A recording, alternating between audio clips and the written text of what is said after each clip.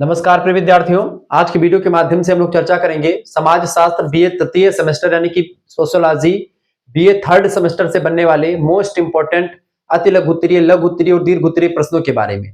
और ये ऐसे क्वेश्चंस होंगे जो अभी ज्वलंत मुद्दे में यानी ज्वलंत परीक्षा, ज्वलंत मतलब कि अभी तुरंत पूछी गई, कल क्या आज ही की परीक्षा में सारे क्वेश्चंस आए हैं। एक विश्वविद्यालय का पेपर है और कल किसी विश्वविद्यालय का पेपर लगा हुआ है, या जिनका भी पेपर 2 दिन बाद, 4 दिन बाद या कल परसों कहीं पर भी पेपर हो, कभी भी पेपर हो, किसी भी यूनिवर्सिटी का पेपर हो, अति लघु उत्तरीय, लघु उत्तरीय, दीर्घ उत्तरीय टाइप के क्वेश्चंस आते हैं। तो आप ये पेपर देख करके जाइएगा। आज का जो वीडियो है इसमें मैं पूरे के पूरे पर्चे को सॉल्व करवाऊंगा। जो एग्जाम में आपका पेपर पूछा गया था उसमें जो क्वेश्चंस थे, कैसे लिखने हैं, किस तरीके से पूरा सिनेरियो, सब कुछ आपको समझाने का प्रयास करूंगा। हाय दोस्तों, मैं शिवम शुक्ला, आप सभी दोस्तों का हार्दिक स्वागत करता हूं आपके अपने YouTube channel Shukla study point में। समाजशास्त्र बीए थर्ड सेमेस्टर में आपको पढ़ना पड़ता है social movement and social change and social movement के बारे में इन इंडिया, यानी भारत में सामाजिक परिवर्तन और सामाजिक आंदोलन के बारे में आपको पढ़ना होता है। ठीक है, तो महामैराथन क्लास है ये, इसके माध्यम से हम संपूर्ण चीजों को समझने का प्रयास करेंगे, आइए जानने का प्रयास। तो सबसे पहले हम पर्चे को आपको दिखाएंगे कौन कौन से पेपर जो है आते हैं। तो प्रश्न पत्र हल है, पूरा समाजशास्त्र का मैं पूरा चर्चा करूंगा। ठीक है, हल पूरा मैं सॉल्व करूंगा इस पेपर को। 2025-26 का पेपर है, 26, 27, 28, 29 सभी की परीक्षाओं के लिए बहुत ही ज्यादा महत्वपूर्ण होगा लेक्चर। ठीक है, चलिए पर्चा मैंने आपके लिए ला रखा है, अभी आज का ही पेपर है ये। ठीक है, पेपर आपका कोड वोड एकदम से मिला लीजिएगा, सब कुछ 100% सब वही है पेपर में। ठीक है, कहीं से और कुछ आपका आने वाला नहीं है, सब कुछ आपका यही पेपर से आने वाला क्वेश्चन है। ठीक है, सोशियोलॉजी देखिए, ये आपका पेपर है बीए थर्ड सेमेस्टर का, आप यहाँ पर देख पा रहे होंगे बीए थर्ड सेमेस्टर एग्जामिनेशन 2025-26। ठीक है, सोशियोलॉजी का पेपर है, आज का ही पेपर है। देखिए, social change and social movement in India, 2 घंटे का पर्चा हुआ, 75 नंबर का पूर्णांक था इसका। ठीक है, अब देखिए attempts questions from all sections as directed, यानी सभी खंडों से निर्देश के अनुसार उत्तर आपको देने हैं। ये सब चीजें आपको हर पेपर में लिखा है। पीटीयू का मतलब क्या होता है? ठीक है, प्लीज टर्न ओवर, यानी कृपया पन्ना पलटें। ठीक है, आगे देखेंगे, चलिए आगे देखें प्रश्न आपका। अब मैं प्रश्नों को दिखाऊंगा और उसके बाद सारे उत्तर को बताने का प्रयास करूंगा। सभी प्रश्नों को मैं बताने वाला हूं, सभी प्रश्नों का हल आपको बताऊंगा। मैं सबसे पहले आपको प्रश्न समझा दूं कि प्रश्न क्या क्या पूछा गया था, फिर उसके बाद में मैं उसके उत्तर को समझाने का प्रयास करूंगा। ठीक है, देखिए खंड आ की बात की है तो खंड आ से अति लघु उत्तरीय क्वेश्चन पूछे जाते हैं। कहा गया कि 5 क्वेश्चंस ईच क्वेश्चंस, यानी 7 नंबर का एक क्वेश्चन से 5 क्वेश्चंस करने हैं इनमें से। ठीक है, किन्हीं 5 प्रश्नों के उत्तर दीजिए, प्रत्येक प्रश्न 7 अंकों का है। इसमें वैसे 7-8 क्वेश्चन दिए गए हैं, उनमें से केवल 5 प्रश्न करने हैं। ठीक है, और 7 नंबर का एक क्वेश्चन है। और शब्द सीमा जो दी गई है आपकी, शब्द सीमा इसमें नहीं दी गई, लगभग 100 शब्द या 150 शब्द में जो भी हो आपका। ठीक है, पहला क्वेश्चन आ चुका, right the meaning of social change, यानी कि सामाजिक परिवर्तन का अर्थ लिखिए। सामाजिक परिवर्तन के अर्थ को समझेंगे। Explain the nature of social movement, सामाजिक आंदोलन की प्रकृति को स्पष्ट कीजिए। नेचर ऑफ क्या? नेचर आपका सोशल मूवमेंट का, सामाजिक आंदोलन की प्रकृति को समझना, दूसरा प्रश्न। तीसरा प्रश्न आपसे पूछा गया था, डिफाइन वेस्टर्नाइजेशन, यानी पश्चिमीकरण को परिभाषित, पश्चिमीकरण क्या होता है। ठीक है, इसके अलावा आपका अगला क्वेश्चन पूछा गया था, प्रश्न है चक्रीय परिवर्तन का संक्षिप्त टिप्पणी लिखिए। चक्रीय परिवर्तन पर संक्षिप्त टिप्पणी लिखिए। चौथा प्रश्न, पांचवा था, what do you understand by labour movement, यानी श्रमिक आंदोलन से आप क्या समझते हैं। अगला क्वेश्चन आपसे पूछा गया था, क्रांति का क्या अर्थ होता है, what do mean by revolution, क्रांति का क्या अर्थ है, इसको बताएं। वही नेक्स्ट क्वेश्चन आपसे परीक्षा में आया हुआ था, कल की परीक्षा में आने वाला भी है, right a short note on environmental movement, पर्यावरणीय आंदोलन पर संक्षिप्त टिप्पणी लिखिए। अगला question, write a short note on demographic factor, यानी जननांकिकीय कारक पर संक्षिप्त टिप्पणी लिखिए। सामाजिक परिवर्तन का जननांकिकीय कारक क्या है, इसके बारे में बताएं। इस सभी प्रश्नों के उत्तर को मैं बताने के 9 क्वेश्चन थे, इनमें से केवल 5 प्रश्न करने। सांस्कृतिकरण, यानी कि जिसको आप कह सकते हैं संस्कृतिजेशन, तो write the main elements of संस्कृतिकरण या संस्कृतिजेशन, संस्कृतिकरण के प्रमुख तत्व के बारे में लिखिए। तो ये 9 क्वेश्चन थे। 9 क्वेश्चन में से 5 क्वेश्चन करने हैं, आपकी परीक्षा में निर्देश दिया गया आपके पेपर में, लेकिन मैं इन 9 प्रश्न के उत्तर को आपको बताने वाला हूं आज की वीडियो के माध्यम से। इसके अलावा अब ये तो हो गया अति लघु उत्तरीय, अब लघु उत्तरीय प्रश्नों को देखेंगे। देखिए इसमें से 10 क्वेश्चन है, केवल 5 प्रश्न करने, 10 क्वेश्चन। उद्विकास से आप क्या समझते हैं, what do you understand bye evolution, तो यहाँ पर आपका 10 क्वेश्चन दिया गया था, 10 में से केवल 5 प्रश्न आपको करने होते हैं। ठीक है, मैं 10 के उत्तर आपको बताऊंगा, पूरा आपको सॉल्व करूंगा। इसके अलावा 60 आंसर टाइप क्वेश्चन है। लघु उत्तरीय प्रश्न की अगर बात किया है, 2 क्वेश्चन यहाँ से करने हैं और प्रत्येक प्रश्न का जो अंक है 10 नंबर का एक प्रश्न है, लिखेंगे यहाँ पर। पहला प्रश्न लघु उत्तरीय का, what do you understand bye rebellion movement, यानी विद्रोह आंदोलन से आप क्या समझते हैं, विद्रोह आंदोलन किसे कहते हैं और ये क्या होता है। इसके अलावा दूसरा क्वेश्चन आपसे है इनमें से लघु उत्तरीय का प्रश्न है, different between evolution and progress, यानी उद्विकास और प्रगति के बीच में क्या डिफरेंस है। ठीक है, एवोल्यूशन और प्रगति के बीच में क्या अंतर, इसको आपको बताना है। इसके अलावा अगला प्रश्न आपसे पूछा गया था, discuss the characteristics of social movement, यानी सामाजिक आंदोलन की विशेषताओं की विवेचना कीजिए। वहीं पर नेक्स्ट क्वेश्चन आपसे पूछा गया था, discuss the Veblen's theory of social change, यानी मार्क्स वेबलिन के सामाजिक परिवर्तन के सिद्धांत की विवेचना कीजिए। वेबलिन का जो सिद्धांत है इसके बारे में। तो 4 क्वेश्चंस पूछे गए थे लघु उत्तरीय के, उनमें से 2 क्वेश्चंस आपको करने थे। ठीक है, यानी यहाँ पर 4 क्वेश्चंस में लघु उत्तरीय के भी डिस्कस करूंगा, 10 क्वेश्चंस थे लघु उत्तरीय के, तो आपका कितना होगा 14 क्वेश्चंस इसके बारे में चर्चा होगी। सेक्शन सी की बात किए तो खंड सा में भी आपके 4 क्वेश्चन है, उनमें से केवल आपको 1 क्वेश्चन करने, attempt any 1 question, each question carries 20 marks, 20 number का एक प्रश्न है, इनमें से आपको छांट करके करना है। देखिए पहला प्रश्न आपसे पूछा गया था, write the meaning of modernisation and explain the details in characteristics, यानी आधुनिकीकरण का अर्थ लिखिए और इसकी विशेषताओं का विस्तार पूर्वक वर्णन कीजिए। मैं विस्तार से आपको सब कुछ बताने वाला हूं। इसके अलावा अगला प्रश्न आपसे पूछा गया था, what do you understand by women's movement, write an essay on women's movement in India, महिला आंदोलन से आप क्या समझते हैं और भारत में महिला आंदोलन पर एक निबंध लिखिए। बड़ा जबरदस्त प्रश्न है, परीक्षा में ये प्रश्न हमेशा से पूछा गया है और अब की बार भी आएगा कल की परीक्षा में। चले, ये अभी का पेपर है, आज का पेपर है जस्ट का। ठीक है, throw light on the role of economic factor of social change, सामाजिक परिवर्तन में आर्थिक कारकों की भूमिका पर प्रकाश डाले। वैसे ये पेपर जो है, इससे पहले वाले मॉडल पेपर जो मैंने डिस्कस किए थे उस सभी में क्वेश्चंस के आंसर आपको मिल जाएंगे। तो मैं जो क्वेश्चंस पेपर बताता हूं, मतलब सब कुछ सब पेपर में आता है सीधे सीधे। अब डायरेक्टली देखिए पेपर ही सॉल्व करवा रहा हूं, ऐसा आपको और दूसरे चैनल पर नहीं देखने को मिलेगा। जिस तरीके से मैं आपको समझाने का प्रयास कर रहा हूं, पढ़ाने का प्रयास कर रहा हूं। प्रश्न आपका ये अगला है कि सामाजिक आंदोलन को परिभाषित कीजिए। ठीक है, define social movement, explain the role of social movement in social changes, यानी सामाजिक आंदोलन की परिभाषा दीजिए, सामाजिक परिवर्तनों में सामाजिक आंदोलन की क्या भूमिका है उसकी व्याख्या कीजिए। तो ये सारे प्रश्न आपकी परीक्षा में पूछे गए थे, पेपर खत्म। यानी कि यहाँ से 4 क्वेश्चन आपके दीर्घ उत्तरीय के, 4 क्वेश्चन आपके लघु उत्तरीय के और 10 क्वेश्चन आपके अति लघु उत्तरीय के, तो मिलाकर के ये आपके 18 क्वेश्चन हो गए मोस्ट इंपोर्टेंट। इन सभी के उत्तर आपको इसी पीडीएफ के अंतर्गत मिलेगी। ठीक है, सब कुछ आपको बताने का प्रयास करूंगा। चले, अब मैं एक एक प्रश्नों का उत्तर देखता हूं। सबसे पहले अति लघु उत्तरीय, 10 अति लघु उत्तरीय प्रश्नों के उत्तर हम देखेंगे। खंड आ, अति लघु उत्तरीय प्रश्न, निर्देश से किन्हीं 5 प्रश्नों के उत्तर दीजिए। ठीक है, चलिए पहला प्रश्न आपसे पूछा गया था बाबू, देखने का प्रयास करेंगे। पहला प्रश्न है, right the meaning of social change, सामाजिक परिवर्तन का अर्थ लिखिए। देखिए, सामाजिक परिवर्तन का तात्पर्य समाज की मूलभूत संरचना, कार्यप्रणाली और सांस्कृतिक प्रतिमानों में समय के साथ होने वाले बदलावों से है। यह एक निरंतर प्रक्रिया होती है सामाजिक परिवर्तन।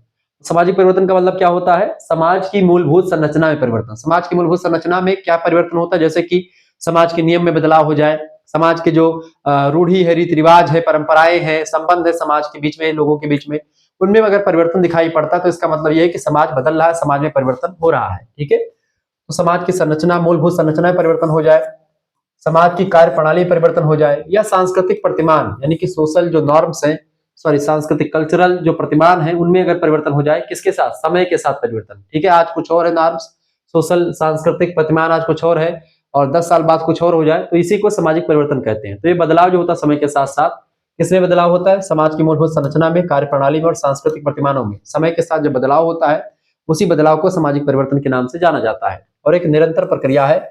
दुनिया के सभी समाजों में परिवर्तन मतलब होता रहता है, एक सतत प्रक्रिया है, हमेशा होने वाला परिवर्तन।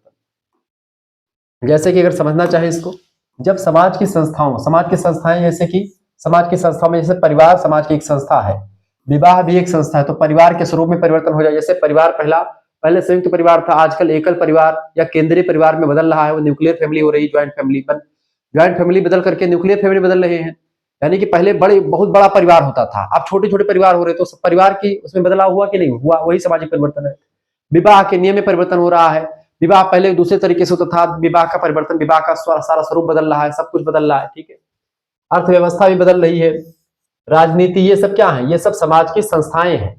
यह सामाजिक संबंधों में परिवर्तन आता है तो इसे सामाजिक परिवर्तन भी कहा जाता है। ठीक है, वही मैकाइवर पेज के अनुसार अगर देखें तो कहते हैं कि सामाजिक परिवर्तन केवल उन परिवर्तनों को कहते हैं जो सामाजिक संबंधों में होते हैं। ठीक है, तो मैकाइवर पेज का कथन क्या है कि समाज सामाजिक संबंधों का जाल होता है और जब इन्हीं जाल में परिवर्तन होता है तो उसी को हम सामाजिक परिवर्तन कहते हैं। ये बात किसने कही? मैकाइवर और पेज साहब ने कही। ठीक है, तो सामाजिक परिवर्तन का यह अर्थ हुआ, यही परिभाषा हुई। आप आराम से लिख दीजिएगा, कोई दिक्कत की बात नहीं है। ऐसे लिख देते तो आपको अच्छा नंबर मिल जाएगा। ठीक है, चलिए। अतः यह लोगों के व्यवहार, मूल्यों, विश्वासों और सामाजिक समूहों के अंतर संबंधों में होने वाला परिवर्तन होता है सामाजिक परिवर्तन। तो सामाजिक परिवर्तन कहां पर होता है?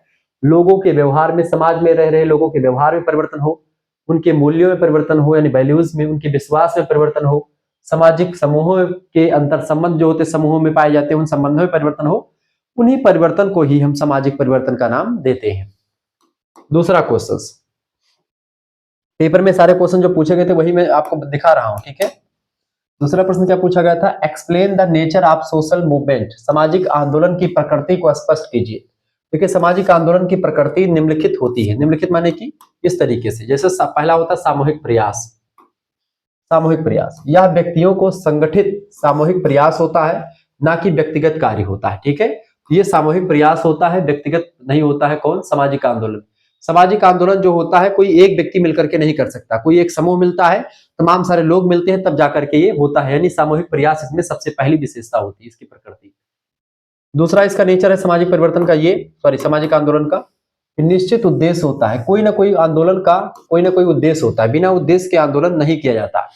इसका एक स्पष्ट और निश्चित लक्ष्य होता है, गोल होता है। उसी गोल को, उसी लक्ष्य को या उसी उद्देश्य को पूरा करने के लिए लोग इकट्ठा होकर के किसी का विरोध या किसी का समर्थन करते हैं।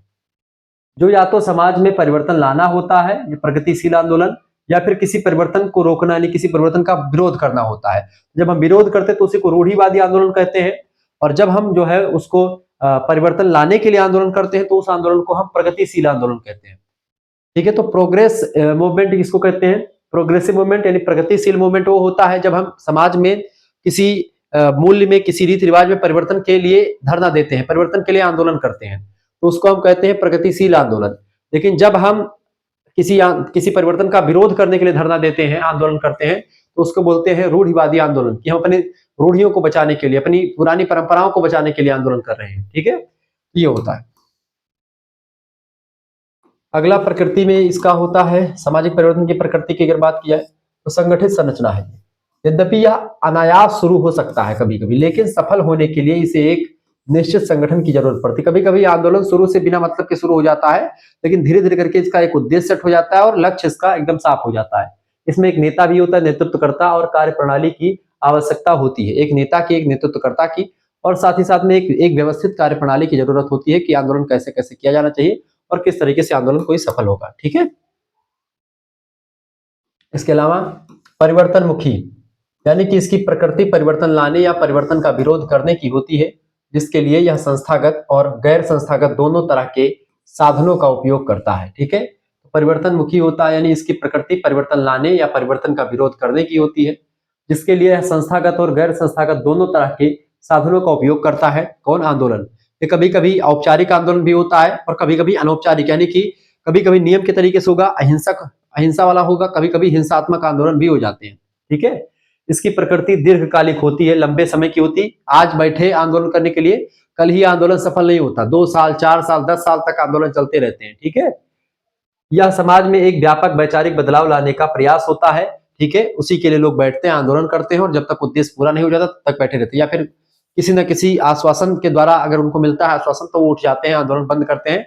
तो आंदोलन जो होता है किसी चीज के खिलाफ भी होता है, किसी के समर्थन में भी होता है। क्लियर? अगला क्वेश्चन आपका आ चुका पश्चिमीकरण, तीसरा। देखिए, इन सभी प्रश्नों का उत्तर तो मैं बता ही रहा हूं, ये पूरी की पूरी पीडीएफ अगर आपको प्राप्त करनी है, और ऐसे तमाम प्रकार की और पीडीएफ सोशियोलॉजी की या ज्योग्राफी की, पॉलिटिकल साइंस की, हिंदी साहित्य की, किसी भी सब्जेक्ट की अगर आपको प्राप्त करनी है, 9161 93 60 62 इस नंबर पर आप व्हाट्सएप पर एसएमएस कर दीजिए। किस नंबर पर बेटा? 9161 93 60 62 इस नंबर पर एसएमएस कर दीजिएगा। क्या एसएमएस? सॉरी, 1 मिनट, इस नंबर पर मत कीजिए, ये नंबर बंद हो चुका है आपका। एसएमएस कीजिएगा 9984 039 139। ठीक है, ये 1 है बेटा, 9984 039 139 इस नंबर पर आप व्हाट्सएप पर एसएमएस कर दीजिएगा।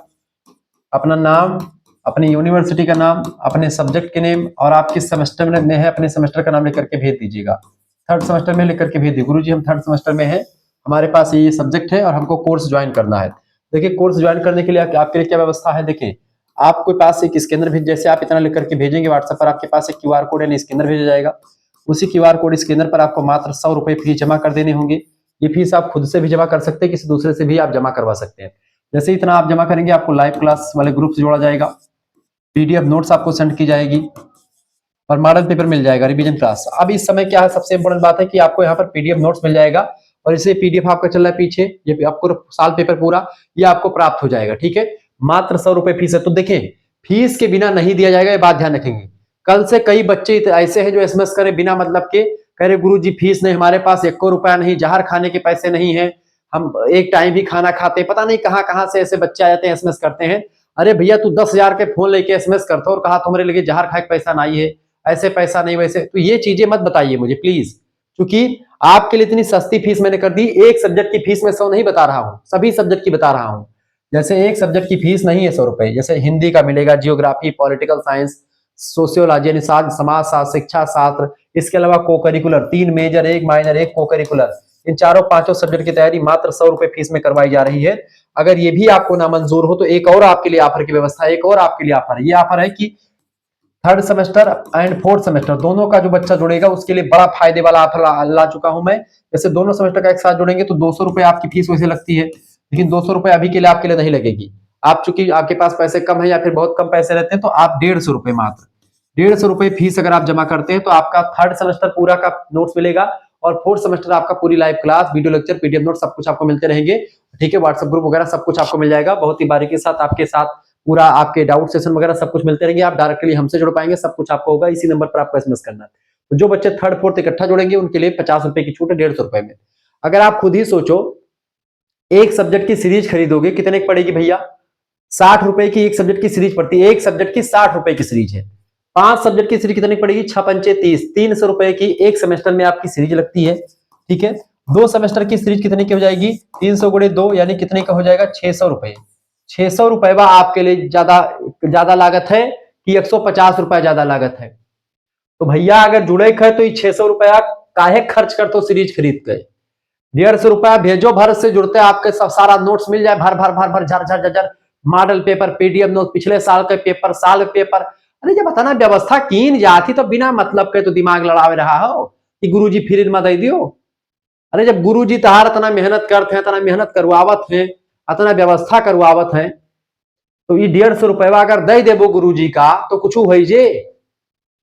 ऐसा तो है नहीं कि आपको फ्री में जो है कोई पर चीजें मिल जाएंगी। आप 10,000 का फोन चलाते हैं तब आपको नहीं दिक्कत है, आप बीए की बीए का एडमिशन लेते हैं, कम से कम 3,000-2,500 रुपए आपका एडमिशन में लग जाते हैं एक सेमेस्टर के, और 100-150 रुपए आपका नहीं चलता है। जिन कॉलेज में टीचिंग जो है क्या होता है, चीटिंग होती है, उसमें तो 1,000-2,000 रुपए देकर के बच्चे जो है नकल करते हैं, तो वो कर लोगे नकल आप। लेकिन जब यहाँ पर कोई वैध तरीका कोई व्यक्ति बता रहा है कि आपको पढ़ाया जाएगा, अच्छे से पीडीएफ नोट्स दिया जाएगा, नोट्स इतना जबरदस्त तैयार, जैसे ये सब नोट्स देख रहे हैं जो लिखा हुआ है, कितना जबरदस्त नोट्स आपके लिए तैयार किया गया है, ये सब आपको मिल जाएगा। आराम से पीडीएफ खोलो, पढ़ो, रात में रजाई के नीचे लेटे हो, आराम से पढ़ रहे हो, फिर सुबह जाओ पेपर दे के आओ। सब पेपर में भाई फर्स्ट राजन बताई थे, दुनिया कोनो विश्वविद्यालय हुए, अगर सोशलॉजी सब्जेक्ट है थर्ड सेमेस्टर में, सोशल मूवमेंट का और ये शामिल है, सभी विश्वविद्यालय में आएगा। राम मनोहर लोहिया, वीर बहादुर सिंह पूर्वांचल, महात्मा गांधी काशी विद्यापीठ, जनरल चंद्रशेखर बलिया विश्वविद्यालय, रज्जू भैया यूनिवर्सिटी, प्रोफेसर रज्जू भैया, इलाहाबाद यूनिवर्सिटी, ठीक है, लखनऊ विश्वविद्यालय, इसके अलावा माँ पाटेश्वरी विश्वविद्यालय बलरामपुर, माँ विंध्यवासिनी मिर्जापुर, ठीक है, दीनदयाल उपाध्याय गोरखपुर विश्वविद्यालय का ऑब्जेक्टिव होगा, उसके लिए व्यवस्था हो रही है। इसके अलावा सिद्धार्थ यूनिवर्सिटी कपिल वस्तु, ठीक है, इसके अलावा आपका महाराजा सुहेल देव आजमगढ़ विश्वविद्यालय का ऑब्जेक्टिव है, उसके लिए भी आएगा वीडियो लेक्चर। इसके अलावा आपका और कौन सा है भैया, मासा कुंभरी Saharanpur, Raja Mahendra Pratap Singh state university, MJ प्यारी बरेली रोहिलखंड, छत्रपति साहूजी महाराज कानपुर विश्वविद्यालय, चौधरी चरण सिंह विश्वविद्यालय बुंदेलखंड यूनिवर्सिटी झांसी, डॉक्टर भीमराव अंबेडकर आगरा विश्वविद्यालय, इन सभी विश्वविद्यालयों के लिए यही सिलेबस है और यही चीजें आपको मिलने वाली है।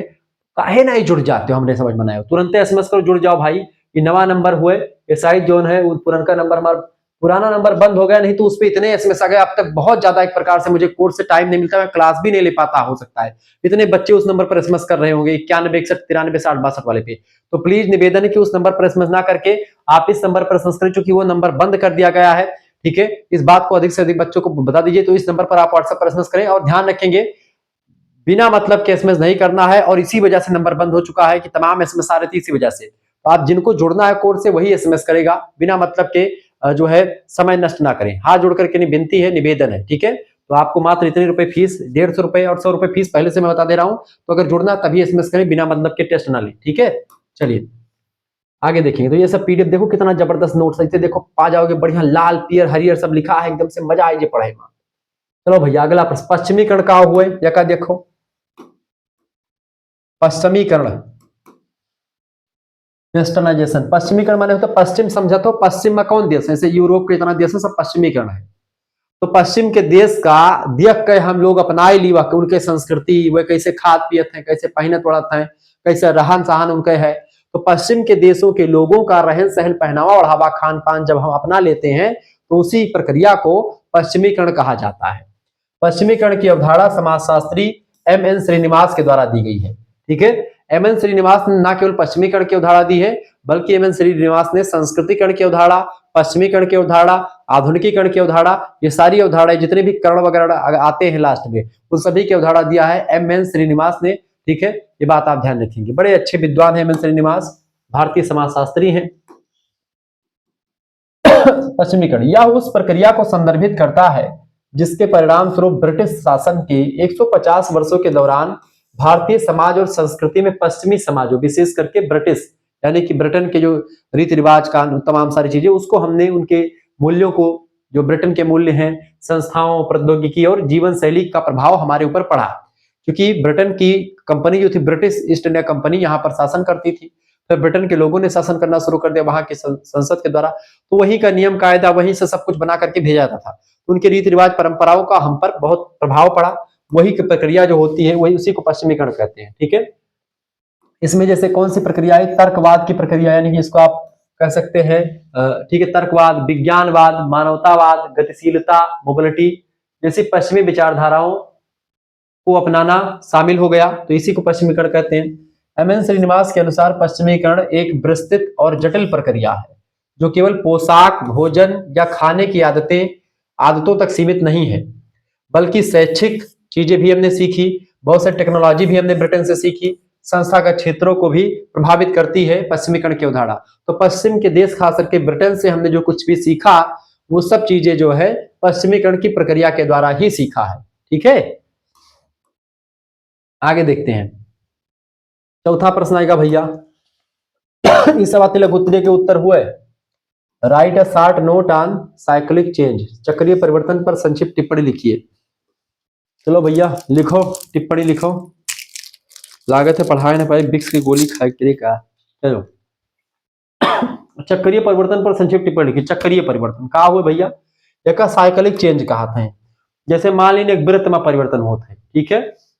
अगर हम समझाइए आपका, जैसे एक गोला बना लीजिए, आज ठंडी है, ठंडी महीना चलता है, फिर ठंडी के बाद क्या हुआ है, गर्मी आई, गर्मी के बाद क्या हुआ है, बरसात है, बरसात के बाद फिर ठंडी आईजिए, फिर गर्मी, फिर बरसात।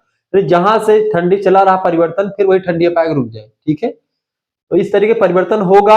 आज जो परिवर्तन, आज जो समाज है, हो सकता है 10-12 साल बाद फिर ऐसा ही समाज आ जाए, ठीक है। यानी परिवर्तन हो तो रहा है, लेकिन परिवर्तन फिर घूम करके वहीं पर आ जा रहा है। इसको कहते हैं चक्रीय परिवर्तन। एक होता है तरंगीय परिवर्तन। इसमें क्या होता है, समाज में ऐसा परिवर्तन होता है जैसे जनसंख्या, कभी जनसंख्या बढ़ जाती, कभी घट जाती, कभी बढ़ जाती है, कभी घट जाती, इस तरीके से कभी मृत्यु दर घट जाती, कभी बढ़ जाती, इस तरीके का परिवर्तन तरंगीय परिवर्तन कहलाता है। एक परिवर्तन आपका होता है रेखीय परिवर्तन, ठीक है। जैसे मान लेते हैं, जैसे आज ये होता है एक ही दिशा में, जैसे जो आविष्कार वगैरह होते हैं, जैसे मान लेते हैं आज पहले बेना से लोग हवा लेते थे, हाथ वाले बेना से, हैंड फैन इसको कहते हैं। फिर क्या बना भैया, पंखा बनेगा, तो फिर पंखा चले ला, पंखों से गर्मी ना आई गए भैया, आएगा कूलर, बहुत बड़का कूलरों से गर्मी ना आई गए, बहुत आवाज करत रहा। फिर क्या बनेगा, कूलर के बाद में एसी आएगा भैया, एसी लगवाए ले हन। अच्छा तो ठीक है, गर्मी में तो मतलब कि एसी लगवाए ले हो, लेकिन ठंडी के महीने में क्या लगवाए ले, वो गर्म वाली एसी चली गई भैया, गर्म वाली यानी ग्लोबल आएगा। ऐसे ऐसे जीवन का जो है, यानी कि एक घटते दिशा से लेकर के परिवर्तन जो हो रहा है, वो बढ़ती दिशा में आपका धीरे धीरे करके वो हो रहा है, ठीक है। यानी एक सीधी रेखा में परिवर्तन हो रहा है और ये बढ़ता ही जा रहा है, ठीक है। जैसे आविष्कार वगैरह तमाम सारे हो रहे हैं। ये परिवर्तन होता है जैसे कि ठंडी गर्मी बरसात, फिर ठंडी आ गई, फिर गर्मी आ गई, तो ऐसा ही जहां चले थे फिर वहीं पर घूम करके हम आ जाएंगे। ये परिवर्तन चक्रीय होता है। तरंगीय परिवर्तन होता है कि भाई जैसे मृत्यु कब घटे कब बढ़े, कब जनसंख्या बढ़ गई कब घट गई, कब क्या होगा, कब अर्थव्यवस्था में पैसा ज्यादा आएगा कब कम आएगा, तो ये सब परिवर्तन होता है आपका तरंगीय परिवर्तन। तो 3 प्रकार के प्रतिमान होते हैं, प्रथम द्वितीय और तृतीय। प्रथम प्रतिमान हुए ई वाला यानी रेखीय परिवर्तन, द्वितीय प्रतिमान हो तरंगीय परिवर्तन और तृतीय प्रतिमान हुआ आपका चक्रीय परिवर्तन। चलो आगे बढ़िए। चक्रीय परिवर्तन साइक्लिक चेंज सामाजिक परिवर्तन का वह सिद्धांत है जो मानता है कि समाज एक वृत्त यानी साइकिल की तरह बदलता है, जहां परिवर्तन एक निश्चित चक्र या प्रतिमान का अनुसरण करता है। इस सिद्धांत के अनुसार समाज का उदय होता है, पहले किसी भी समाज का उदय, फिर उसका चरम बिंदु आती है, फिर उसके बाद में उसका पतन आता है और पतन के चरणों से गुजरता है, लेकिन फिर वापस प्रारंभिक चरण उसका यानी कि उसका उदय होता है समाज का, फिर चरम सीमा आती है, फिर उसका पतन होता है, फिर चरम सीमा, फिर जो है प्रारंभ होता है, फिर चरम सीमा, फिर पतन। इस तरीके से परिवर्तन जो होता है चलता है, जहां से शुरू हुए थे फिर वहीं पर हम आकर के पहुंच जाते हैं। ठीक है, यह परिवर्तन की दिशाहीन प्रक्रिया है, इसमें किसी दिशा में परिवर्तन नहीं होता है, जो बार बार दोहराई जाती है। जैसे फैशन हो सकता है, फैशन पहले बेल बॉटम का फैशन था, आपको नहीं पता, बेल बॉटम का पैंट आता था, यहां पर जो है जंघों के पास जो है बड़ा पतला पतला होता था, और जैसे यहाँ घुटने, यहाँ पर घुटने नीचे वाला जो भाग होता था, नीचे वाला पार्ट एकदम से इतना फैला होता था बेल बॉटम का। अजय देवगन पुरानी मूवीज में या जो है दिलीप कुमार वगैरह ऐसे पैंट वगैरह पहना करते थे। हमारे जो है पहले चाचा वाचा पहनते थे ऐसे पैंट बेल बॉटम का, ऊपर एकदम से चपका रहता था, यहाँ पर जंघों के पास चपका रहता था, और नीचे जो है उसकी मोटाई बढ़ती रहती थी पैंट की, एकदम खुला खुला। आजकल लड़कियां ऐसे खुले खुले पैंट पहननी, बड़े बड़े पैंट। आजकल क्या है, कोई कुछ भी पहन ले रहा है, तो फिर वही जो बेल बॉटम वाला जमाना था फिर यही पर आ चुका है। ये चक्रीय परिवर्तन हो रहा है। कहने का मतलब भैया कि अगर कोनो हीरो जो है लोअर में बेल्ट लगाए घूमे, लोअर में बेल्ट लगाए लिए और वह का कोट पहने रहा है और वह नीचे दाब लिए, वही बेल्ट लगाए लिए ऊपर कस दिए, यहाँ तने ऊपर 2 दिन कोनो हीरो बनी बन कोनो पिक्चर बनाए लिए, और भारत देश के जनसंख्या या जनता जो ही फिर वह लोअर पे बेल्ट लगावे शुरू कर दी, वही दिन से शुरू कर दी। ये मतलब ये चीज है भारत में। ठीक है, तो कब का फैशन बन जाए भैया और कब का पिछड़ा कह दिन जाए, कौनों के पता आता ना ही है। ठीक है, क्लियर, समझ रहा हो ना बे चीजों को। इसीलिए पहले जब लोग देहाती बोलते थे तो बहुत ज्यादा लोग मजाक बनावत रहे, अरे तो है शुद्ध हिंदी बोले ना आवत। आज का है वह शुद्ध हिंदी, अब अवधि बोले लागो, लड़के खूब पसंद करते हैं और कोनो शर्म नहीं लागत है। पहले होता रहा कि भाई बड़े बड़े टीवी पे बैठ के बाद में अवधि उधि क्यों बोलते नहीं, बोले नहीं चाहत रही। अब का है अवध ओझा शुभांकर मिश्रा अवधि में करते हैं, क्योंकि जानत है कि जनता पसंद कर रही है। ठीक है, तो वैसे कर रहा है। कोई एक फेमस हो गया खान सर जी, जब उम्र पढ़ावे लागे बिहारी भाषा में, अपने देसी भाषा में, लड़कन का पसंद आवे लाग, समझे लागे लड़के, तो लोग जो है बड़े बड़े टीचर जो है देहाती भाषा में आएंगे। नहीं तो पहले बड़ा रौला बनाए रखत रहे, अंग्रेजी में बोल रहे हैं और दुनिया भर के शुद्ध हिंदी बतावे, इतना कठिन पढ़ाई दिए लड़के जानी ना पावे। आजकल का है सब शुद्ध भाषा चाहते लड़के कि सरल भाषा बताओ, ज्यादा ज्ञान ना बताओ आए खिया। ठीक है, तो वही चीज है। तो परिवर्तन जो है भैया वो जो है, कब फैशन आज कौन चीज है, काल फिर वह चीज आई जी, फिर परसों खत्म हो जाए, फिर चौथे रोज फिर वह आए जी। समझो, यह चक्रीय परिवर्तन। जीवन शैली आर्थिक मंदी का आना जाना, पैसा कब आएगा कब घटेगा, यह सब चीज। चक्रीय परिवर्तन का सिद्धांत के प्रमुख समर्थक खास करके ओसवाल्ड स्पेंगलर, आर्नोल्ड टाइनबी, पीए पीट्रिम सोरोकिन, ये सब लोग जो है चक्रीय परिवर्तन के प्रवर्तक हैं। जबकि हर्बर्ट स्पेंसर, अगस्त काम्टे, ये सब सामाजिक परिवर्तन के रेखीय सिद्धांत संबंधित हैं। जबकि टाइनबी, ठीक है, स्पेंगलर और पीट्रिम सोरोकिन, ये सब चक्रीय सिद्धांत से संबंधित हैं, जिन्होंने सभ्यताओं के उदय और पतन के को चक्रीय माना कि भाई सभ्यताओं का पहले उदय हुआ, फिर वो चरम सीमा पर आई, फिर उनका पतन हुआ, फिर किसी सभ्यता का उदय होगा, फिर पतन, चरम सीमा, फिर पतन। इस तरीके से एक चक्र में समाज में परिवर्तन होता है। 5वां प्रश्न, what do you understand by labour movement? श्रमिक आंदोलन से आप क्या समझते हैं, बताएं। श्रमिक आंदोलन का तात्पर्य होता है श्रमिकों के द्वारा अपने हितों की रक्षा और कार्य दशाओं को बेहतर बनाने के लिए संगठित रूप से किया गया एक सामूहिक प्रयास। जब श्रमिक लोग, जो काम करने वाले लोग हैं, अपनी स्थिति को, अपनी कार्य की दशाओं को सुधारने के लिए सब इकट्ठा होकर के आंदोलन करते हैं, अपनी हित साधने के लिए, अपने उद्देश्य की पूर्ति के लिए, अपने जीवन को सुदृढ़ बनाने के लिए, अपने कार्य के घंटों को बढ़ाने या घटाने के लिए, अपनी सैलरी को बढ़ाने के लिए आंदोलन करते हैं, अपने काम के घंटों को कम करने के लिए आंदोलन करते हैं। इस प्रकार के आंदोलन को श्रमिक आंदोलन कहा जाता है। इसका मुख्य उद्देश्य उचित वेतन प्राप्त करने के लिए, निश्चित कार्य घंटा यानी काम का घंटा 8 घंटे, 4 घंटे, 6 घंटे जितना भी हो निश्चित हो, बिना मतलब के 6 घंटे की ड्यूटी लगी है और आप 8 घंटे करवा रहे काम, ऐसा नहीं। सामाजिक सुरक्षा और बेहतर श्रम कानून प्राप्त करना होता है। यह पूंजीपतियों के शोषण का विरोध करने और श्रमिकों के अधिकारों को राजनीतिक, आर्थिक और सामाजिक स्तर पर स्थापित करने की मांग करता है। यानी कहने का तात्पर्य यह है कि पूंजीपतियों के शोषण का विरोध करने और श्रमिकों के अधिकारों को राजनीतिक, आर्थिक और सामाजिक स्तर पर स्थापित करने की मांग करता है। कौन मांग करता है बेटा? वही मांग करता है। कौन? श्रमिक आंदोलन। श्रमिकों का शोषण किया जाता था मालिकों के द्वारा, मिल के मालिकों के द्वारा, तो उनके खिलाफ आंदोलन था, मिल मालिकों के खिलाफ, क्योंकि मिल के मालिक जो होते थे अपना बहुत ज्यादा प्रॉफिट कमा लेते थे और जो काम करने वाले श्रमिक होते थे उनको पैसा भी नहीं मिलता था, कम पैसा पाते थे बेचारे। तो अपनी स्थिति सुधारने के लिए इन लोगों ने, इनके जो श्रमिक जो आंदोलन का जो मुखिया होते थे, संगठन होते थे, वो लोग किया करते थे। ठीक है। श्रमिक आंदोलन सामान्यतः ट्रेड यूनियनों के माध्यम से, ट्रेड यूनियन मतलब जो व्यापार संगठन होता है उसी संगठन के द्वारा संचालित होता है, और विरोध के लिए हड़ताल होती है, घेराव होता है किसका? जहां पर पूंजीपति कभी आ जाए कार वार लेकर के उसको घेर लेते थे, और प्रदर्शन जैसे साधनों का प्रयोग जो है श्रमिक आंदोलन में किया जाता है।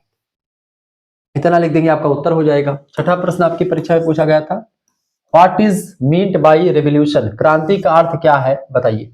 देखिए, क्रांति, रेवोल्यूशन का तात्पर्य समाज की मूलभूत संरचना, राजनीतिक व्यवस्था और शक्ति संबंधों में होने वाले तीव्र, आकस्मिक और बुनियादी परिवर्तन से, यानी कोई भी व्यवस्था है, राजनीतिक व्यवस्था, उसको जड़ से उखाड़ फेंकने के लिए क्रांति होती है। जैसे कि अंग्रेजों को यहां से भगाने के लिए पहली क्रांति हुई थी 1857 में, 1857 की क्रांति। तो यहां से उनकी राजनीतिक सत्ता को उखाड़ फेंकने के लिए क्रांति हुई थी। तीव्र गति से आंदोलन होता है ये। ठीक है। इसको तुरंत, आकस्मिक, अचानक से, एक बुनियादी परिवर्तन, पूरा यहां जड़ से साफ कर दो इनको। ठीक है। इस प्रकार का परिवर्तन। क्रांति जो होती है किसी भी व्यवस्था के अस्तित्व को ही बदल देती है, उसके अस्तित्व को। जैसे फ्रांसीसी क्रांति 1789 में फ्रांसीसी क्रांति हुई, और फ्रांस की राजनीतिक, सामाजिक सारी दशा और चर्च की पूरी व्यवस्था, धार्मिक दशा भी सब एकदम से पूरी बदल गई। पूरा का पूरा फ्रांस ही नहीं बल्कि यूरोप पूरा का पूरा उस क्रांति से प्रभावित हुआ। ऐसे ही 1688 की गौरवपूर्ण रक्तहीन क्रांति, जिसको औद्योगिक क्रांति के नाम से जानते हैं, इंग्लैंड की, वहां पर भी आप देखते हैं पूरा का पूरा समाज औद्योगिक तरीके से, या औद्योगिक समाज, औद्योगिक क्रांति के द्वारा पूरा का पूरा उद्योग बदल गया, समाज में तमाम बदलाव हुआ उसकी वजह से। ये सब चीजें आप देख पा रहे होंगे, जिससे समाज का संचालन पूरी तरह से एक नई दिशा में होने लगता है और अचानक से परिवर्तन होता है, मूलभूत परिवर्तन होता है। किसी भी सत्ता को उखाड़ फेंकने का दम रखता है क्रांति। ये बात ध्यान रखेंगे, रिवोल्यूशन कहते हैं अंग्रेजी में। क्रांति अक्सर हिंसक होती है और इसका उद्देश्य केवल शासक को बदलना नहीं बल्कि शासन प्रणाली को बदलना होता है और सामाजिक व्यवस्था। जैसे कि फ्रांसीसी क्रांति, रूसी क्रांति, इन सभी लोगों ने क्या किया? रूस की सत्ता को उखाड़ फेंका, रूसी क्रांति ने उस जार को फेंका, फ्रांसीसी क्रांति ने फ्रांस में शासकों को उखाड़ करके फेंका। इन सभी को पूरी सत्ता बदल दी, पूरा का पूरा सिस्टम बदल दिया, राजनीतिक व्यवस्था बदल दी, सामाजिक व्यवस्था बदल दी। ठीक है, सारी चीजें बदली गई। यहाँ पर ना केवल शासक को बदलना, राजा को बदलना, बल्कि जो नियम कायदे हैं उसमें बदलाव होना, जो भी व्यवस्था उसमें बदलाव होना। यह सामाजिक परिवर्तन का सबसे जबरदस्त और विवादास्पद तरीका होता है। इसमें जो है अचानक से पूरा का पूरा समाज बहुत जल्दी बदल जाता है क्रांति के द्वारा। ठीक है। और क्रांति हिंसक होती है, मारपीट के द्वारा भी क्रांति होती है, युद्ध होता है इसमें, जो समाज में पुराने मूल्यों और संस्थाओं का पतन करता है। ठीक है। आगे देखेंगे, सातवां प्रश्न, right a short note on environmental movement. पर्यावरणीय आंदोलन पर संक्षिप्त टिप्पणी लिखिए। बढ़िया क्वेश्चन है। पर्यावरणीय आंदोलन, देखिए पर्यावरणीय आंदोलन सामूहिक प्रयासों को संदर्भित करता है।